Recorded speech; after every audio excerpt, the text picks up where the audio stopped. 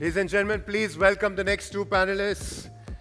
Dr. P.D. Vaghela, Chairman TRAI, Telecom Regulatory Authority of India. It's not every day that you meet the chairman of the Telecom Regulatory of India. Come on, big round of applause. And we have Mr. Harit Nagpal, MD and CEO, Tata Play. Today is a rather special day. I've spent about 13 years in this industry. I don't remember many occasions where the regulator of the industry has come out in front of an audience like this and agreed to answer questions which he doesn't know of. Brave man out here. So, sir, let me start with a caveat that I completely appreciate that regulators are busy in consultation processes and discussions and everything. So if any one of the questions that I ask, if it happens to be of a nature that you don't want to talk about in public, you have the right to say, I will skip this question. Very helpful. Thank you. So I have a string of questions with me. I surfed the net to figure out what Dr. Vaghela did in his past. So I will start with the difficult questions and get them out of the way, and then we'll go to the easy stuff. So the most difficult question for which I could not find the answer on the net, on the World Wide Web, was that what does PD in the PD Vaghela stand for? See, I will tell you a very interesting thing. My boss, when I was chairman Kandla Port, he was secretary shipping. His name was APVN Sharma. I never asked him. My batchmate, KGVP Subramaniam. I never asked him. Then there was another my batchmate, APJV Prasad. I never asked. I thought, I can add that way. Then I did some research. So I thought, PD, I can add U also for my village, and B for my Gotra. So, but let me tell you, my P stands for Purushottam, and D stands for my father's name, Devsingh. And in Gujarat, as it stands, we always add Bhai and at the end. Yes. So, Purushottam Bhai, Devsingh Bhai Vaghela. That is my name. The government is tired of, writing the full name and, using up all the space. So they have just write PD Vaghela. Thank you. So those of you who are updating the net, please could somebody update this in the Wikipedia somewhere so that people like me don't have to struggle again. I remember I had a classmate when I was younger. His name was MVGS Srinivas. Yes. It stood for Maure Kurti Venkat Gauri Shankar Srinivas. Oh. His father called him Vas. Yes. So I don't know why we keep such long names. But so that brings me to the second most difficult question of today. I've seen many regulators in almost every sector. And invariably, most regulators become regulators at an age which is around or after superannuation. Now, people of your and my age, I am very young. You're younger, of course. You're much younger, of course. I would grant you that in thought. So is there any particular reason why that age is chosen to become a regulator? See, I don't know. Actually, it's a prerogative of the government. But as you can see, for example, there is a new organization which has been started in, Department of Space In, and Mr. Goenka, who has come from the industry. So I think, heading a regulatory authority, requires some sort of, understanding of the, various sectors, having some sort of holistic attitude, and who has worked and had experience of, working with many stakeholders. As you understand, regulation is becoming very, very difficult as time passes. And because of technological disruptions, the regulator doesn't have the response times. And many times, he is taken aback, what is happening. So I think, it has become multidisciplinary. So I think, and secondly, the regulator has to handle and work with the secretaries who are also very, very senior. So, regulator has to be at one notch senior than the, secretaries also. So that may be one reason. Of course, thank you. Yeah, I mean, you have to play a very grandfatherly role Yeah, in the family as such, and carry everybody's views also along with, I guess. So now we come to the easier questions. I went through your resume, and in addition to the INB, GST, all the other functions that you handled, your last role prior to coming into this current position was in the pharmaceutical industry. You were Secretary Pharmaceuticals, that's right. So when you came in here, in this industry, and tried to analyze as to what have I gotten into, what was your diagnosis? What was the diagnosis that you had of this industry? And is there any prescription that you could have written as a pharmacist, really, for this industry? See, I handle two sectors. One sector is, telecom, and I'm thankful to, Gopal that he actually has told that, we have been able to handle most of the issues with regard to telecom. New issues will certainly come. Broadcasting, see, I have worked as Secretary Information and Broadcasting also with Government of Gujarat. And I have always found broadcasting slightly difficult to regulate. And the reasons are not far to seek. One reason which is very important is that, and I think, I would tell the audience that the, stakeholders who are involved in there, or the classes of stakeholder, they all have very diverse interest. And many times, they are diametrically opposite to each other. Let us take example of, tariff. So, we have issued this, new tariff order. You can tell it, NTO 210, whatever. And there are huge, controversy and debates over that. So, here, when we went for consultation, see, personally, I believe that, there should be complete forbearance. And I think, regulator has no business of, controlling the tariff. And I agree with Mr. Gopal that, you should not have that kind of complex pricing. Actually, when I joined there, I was going through the NTO 2. And, in one aspect, there were 4 pages of formulas, how the particular things will be calculated. But see, what has happened, when we went for consultation, see, for example, broadcasters, and to some extent DTH operators, they wanted complete freedom and complete forbearance. But when it comes to LCOs and to some extent MSOs, they wanted regulation from the TRAI, to the extent that LCO said that TRAI should completely regulate the pricing of the industry. So for us it becomes very, very difficult, and many times to balance the interest of the stakeholders, and that is one reason why this kind of orders which we have which we are required to come out with. But in my last the order which we have issued, we have written very clearly the move forward has forbearance. It has to be forbearance. And let me tell you, because first time we went for collaborative regulation with regard to this. We had a committee, we formed a committee, and all these people, all you, I think, people, we provided the platform, you people sat there, you discussed, you prepared a common, points, agenda which TRAI should work on.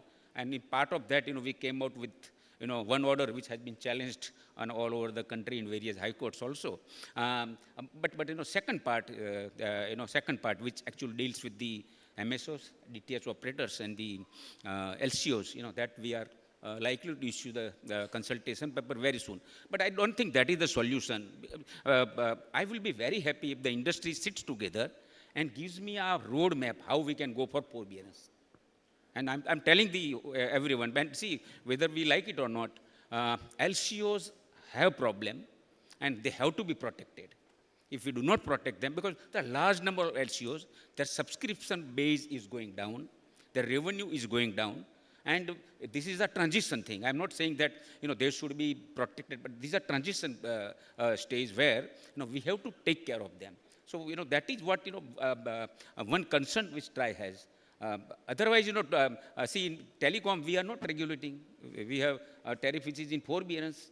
Mr. Gopal told about spectrum. Not only spectrum, the licensing also. We keep on recommending the kind of relaxation should be done. Even in broadcasting, if you see our latest recommendation on platform channels for the for the MSOs and this community radio, then infrastructure sharing. No, these are very refreshing recommendations which we have made. And recently, if you see our yesterday's recommendation on ease of doing business, it is very radical. But another thing which I would like to say that this government has come out with broadcasting draft bill. And I would like to bring to notice of Gopal, this broadcasting draft bill. The industry should discuss this, draft bill, and you should give the suggestion what can be done. The draft bill, there will be a lot of issues which can be handled by, by suggesting to the government what kind of provisions should come out in the draft bill. So forbearance, like you said, if that's the ultimate aim, to naughty boys like the DTH boys, who you just qualified as the naughty boys who like to be left alone and don't interfere in my life, unlike the studious boys, which are the cable boys who like to be controlled, is music to our ears. So we hope that someday we'll get to see it during our careers as such. But I would both of us were sitting there when Gopal was talking about non-level playing field, and he gave the example of one home, second home, third home. And I just repeat that question since you are here, that should regulation and levies be dependent on technology used instead of product delivered? Because we are all delivering the same product via different technologies. So is there a roadmap that we have to bring in a level playing field across technologies which are delivering a similar product? So that is very important and very interesting question. So let us, I will rather elaborate on the first thing about the licensing. So, licensing is there for the DTH operator, MSOs, and LCO registration is there, and registration is done at the level of post office, right? This is one thing. Of course, the other kind of, mediums, there is no licensing. And, this is one thing. Now, coming to license fee, I don't know why it has happened so that there is no license fee for MSOs and the LCO. There is actually, then 8% license fee for the DTH operators. And very surprisingly, there is no license fee for the hits. So, we have issued a consultation paper, and I think we'll be handling this. So this is one thing, and we did a lot of research on this, and I would not like to, we will not like to speak on this forum, but very startling facts have come to our notice, and I do believe that this issue needs to be handled, and I think there should be a level playing field when it comes to license fee. Not only that. Let us take example of OTT, and OTT is a very strange animal. There are a lot of classes of OTTs, and I will not go into that. But there also, for example, there is no licensing, there is no license fee, and as you told, cross holding restrictions are not there. Even in telecom, there is no cross holding restriction. Telecom is also not there. We issued one consultancy paper, and we will see what we can do. But one thing is very clear that. As far as TRI is concerned, under TRI Act, we have limited mandate that we can regulate only those, those service providers, to whom government is giving license. So OTT license is not being given. I don't have the mandate, and I cannot, buy this thing. However, we have done a lot of research, and we will certainly like to look into that. And we'll see whether we should enter into this area and issue a consultation paper and make recommendation to the government. But I'm sure, because see the way the technology is changing, the way new players are coming, one simple way would be that you provide a level playing field in form of a simple regime, whether it regard to licensing, license fee, or cross sector holding. I think all the three things we need to handle. But one thing we should be very, very clear that should we go for regulations for the new players? No, I would rather scoff at that idea. I generally, would not like to, see that the new players are regulated or, they are brought under the license regime. It's rather that the present players, can we give them some sort of relief? So, that should be our, strategy instead of, unnecessarily burdening the new players. This is what I would like. I'm finding it very strange that a regulator sitting next to me does not want to regulate. Thank you very much, sir. So grateful for you. Out in the open, you're saying you use the word forbearance, which I haven't heard many regulators use before. And why not? We have almost a graveyard of telecom operators in this country. Yes. We have a graveyard of airlines in this industry, regulated businesses all. We have a graveyard of DTH operators, cable operators. DTH operators who shut down business, DTH operators who are currently with asset reconstruction companies, so almost not doing well. So it's a very valid question that is a prescriptive regulation necessary when there is already hyper competition in the industry. So that's exactly what you're talking about. So should the stakeholders not be allowed to fight it out amongst themselves and let the most efficient who can serve the customer and run the business survive in the long run? So, and I appreciate what you said just now, that instead of regulating modes coming in now, I'd rather reduce the regulation for people. That's a very progressive thought, and I must congratulate you for that. So in the beginning, I told very clearly that the new broadcasting draft bill now has been issued for the public consultation. I think, you can give your, inputs to the government. And see, this again, in telecommunication also, the same issue is there. There also, the issue of OTTs has come up, and we have received a reference that, how we should go about this. Two things. One of the OTTs and versus telecommunication is one thing.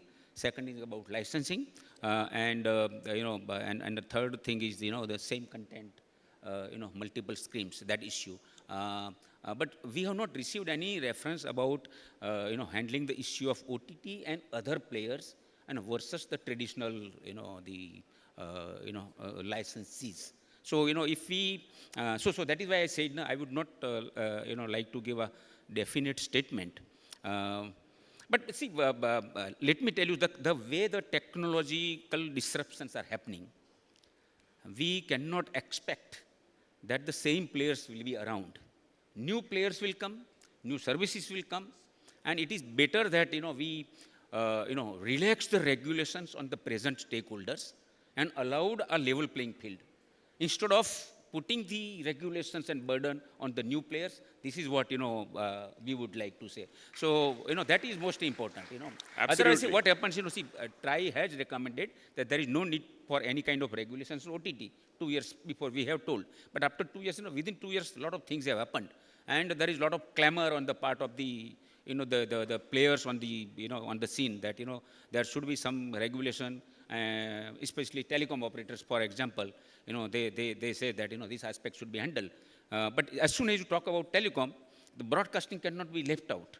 So is that the way out, or should we find out some other solution? The other solution is, let us check what are the present, licensing compliances, what is the present license fee, regulations, and these are the other things which, the present players are supposed to, to comply with in order to do the business. So my idea is that if you want to industry to grow, less regulation is the best regulations. Many times, that is why I told in the beginning, that is an ideal utopian, this thing, state. But in broadcasting, I have struggled. I have tried everything. I have talked to the LCOs, I have talked to the MSOs, I have talked to the broadcasters, I have talked to the DTH operators. There is no meeting of minds. If they can give me a roadmap, if they give TRI a roadmap, TRI would certainly, walk the path.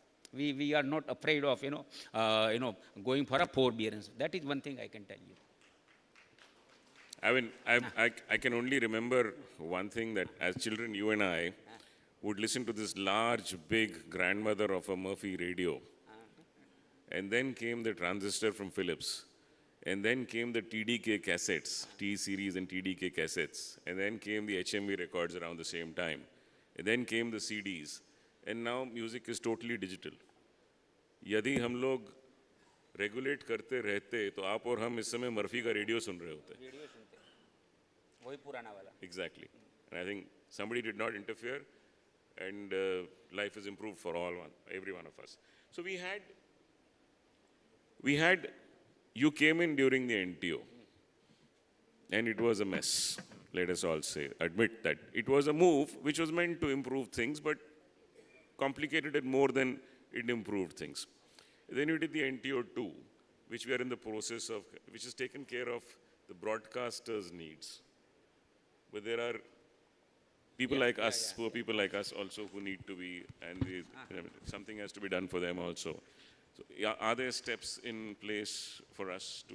So actually, see, let me tell you, I had come with a speech that I thought I will deliver the speech and I'm I done stopped with you. that. And I But stopped you didn't you. allow me. so no. See, let me tell you. See, again, let me repeat. As far as broadcasting sector is concerned, lot of reforms have happened in the last 2 years, excluding tariff. And as I told, tariff is a headache for TRI also, and we would like to get out of this. But see, to go to move forward, we came out with NTO 210, which has been implemented, and I know many of the stakeholders are not satisfied. I think most of the stakeholders are not satisfied. Broadcaster says that why you are limited to 219 rupees. You allow it us, whatever you want to do. That is the DTS says that, why you have not handled our issues. And, then the MSO ensures that, you have short-charged us. You have inflicted a huge injury on us. And, we will be finished. So, see, but in the circumstances given, the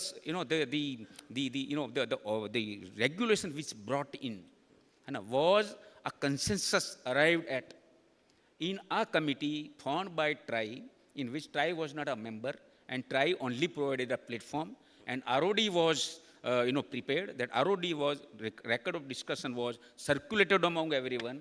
We decided that first we will handle the issues of broadcasters, and we also have handled one issue about, the commission, to the MSOs. We have added another 15%, whether we like it or not. And we also told that after this, we'll come out with the second aspect. The second aspect, our consultation paper is ready. And I will say which are the issues which we will handle. One is, network capacity fee that we are going to handle. Discount structure for network capacity fee. Then third is discount on MRP of pay channels. Carriage fee capping. Inclusion of free-to-air channels in different packages. Then level playing field with respect to DD, free dish. This, you didn't mention, I think, broadcasters are very happy because they, recently, and MIB is also very happy, they're getting huge revenue. But, whether we like it or not, free dish is creating a, it is creating a problem and for the both DTH operators and MSO because they have to pay for the same channels. And on the other hand, they are giving the same channel free of cost. Actually, they're paying to the government. So, here there is an anomaly, and that anomaly requires to handle, so that we will be handling. Then revenue share between the MSOs and LCO, EPG and the LCN issue. Then disincentive for non-compliance and charges for installation, activation, etc., and other consumer facilities. And, and we'll see there are any other issues, we can include this. But these are some of the issues we would like to handle. But again, I tell you, why should we handle all this? There is no need. If the market forces take over, that will be the best thing. So my request would be that, if everyone sits together and gives a move for, some sort of a plan, so that, gradually, not all, we cannot do at one go. If gradually we can move, towards forbearance, that will be the best thing. I'm again forced to say that in 13 years, I haven't seen a regulator who doesn't want to do his job. And that's regulate. So, I last night saw a mail that was forwarded by one of my colleagues. I didn't have the time to go through it. It said something about the spectrum and some paper that you released about some thoughts that you had about spectrum. Anything you would like to add there? No, as a spectrum, there is a lot of concern among the, broadcasting sector, and we do share those concerns.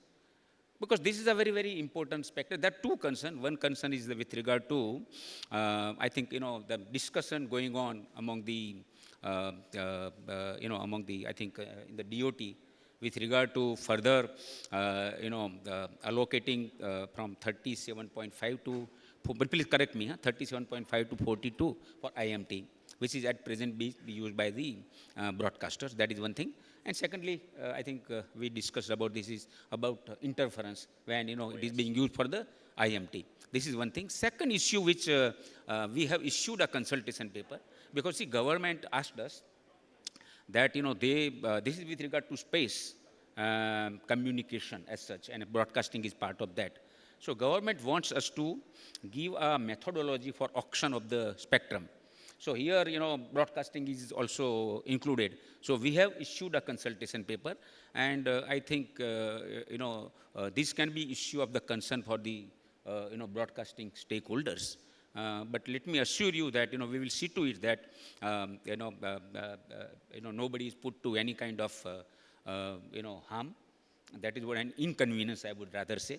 So, it's a consultation paper. My request is that please take part, in large number, give a lot of inputs, how, how your interest can be, taken care of, and how you are not, burdened with, the extra financial burden in form of higher spectrum charges. So, the only thing is that, try, we welcome all kind of suggestions, even if it is not liking to the try. Because in the end, whatever recommendation we make, is recommendation we make on the basis of the, the inputs which we receive.